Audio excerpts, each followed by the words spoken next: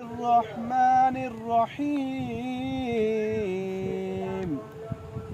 يا أيها الناس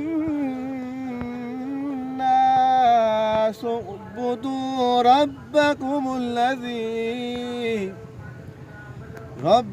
الذي خلقكم والذين من قبلكم لعلكم تتقون. الذي جعل لكم الأرض فراشا والسماء